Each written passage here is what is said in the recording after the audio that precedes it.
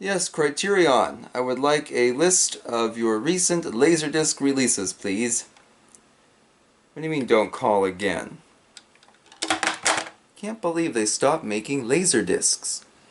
So we have some interesting videos coming up here on Betamax Blocker. Beach Boys Hawaii Locations is in progress. We have a review of The Warmth of the Sun coming up, as well as Made in California. And we have two VHS videos on the near horizon, the Thames Silent Releases and Shining Time Station. But for today I thought we'd do something short and sweet.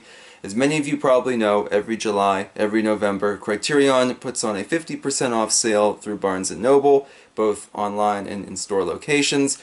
Last winter I did a little haul, all online, and made a video about that, which you're more than welcome to check out. And I thought, you know what, for this summer I'm going to drive to my local Barnes & Noble, which doesn't have a huge Criterion library, but they have a decent selection, and pick out a few titles. And I thought I'd share what I picked out with you today. And many other YouTubers do Criterion videos as well every summer, so please check out theirs too, and we'll see what everybody bought.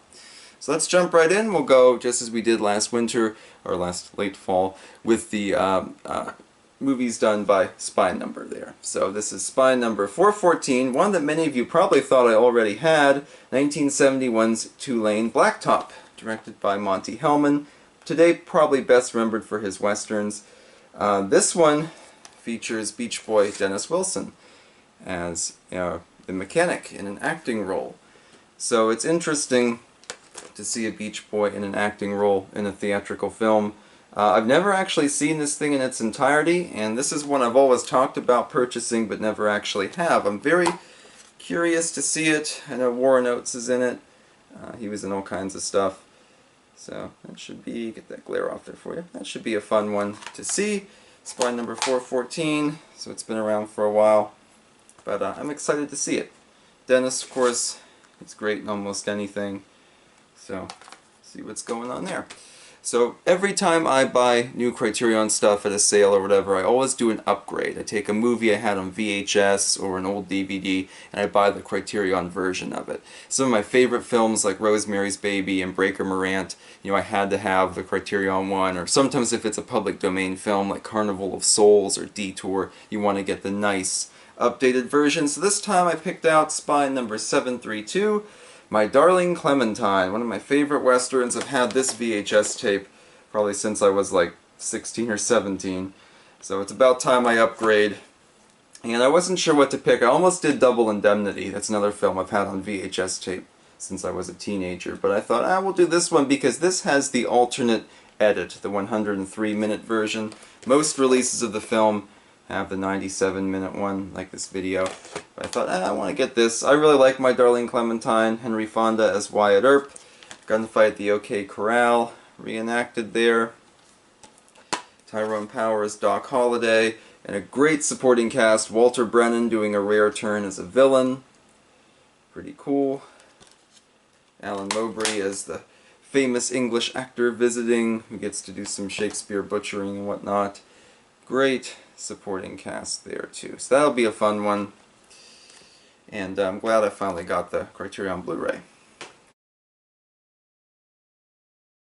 Next up, a high school movie. As someone who teaches high school, I don't watch a lot of high school movies because it's like, when I'm watching a movie I don't want to think about my work. But in this case I had to get The Breakfast Club. I haven't seen this in probably 20 years.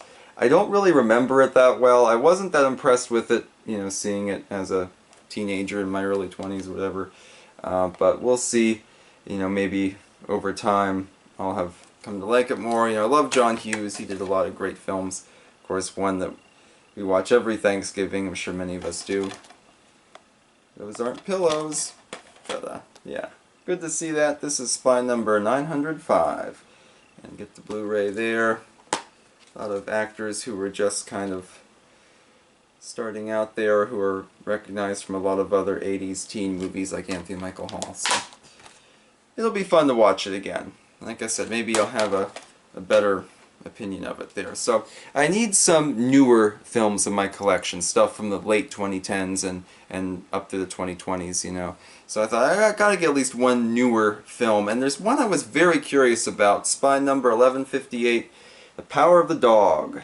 won Best Director for Jane Campion. I like Jane Campion. She did a really good job on The Piano back in 1993. I enjoyed that movie a lot, so I thought, I'll give this a try. I've heard this is a very odd Western, very revisionist, and addressing a lot of current social issues in the guise of a Western, some such things. Some people have given it absolutely scathing reviews. So I'm curious to watch it and to see what it's all about. And I don't mind a Western that bucks tradition and does something very different. So there's a lot of, things you can do with a Western. And lastly, but not leastly, a very small haul, I guess.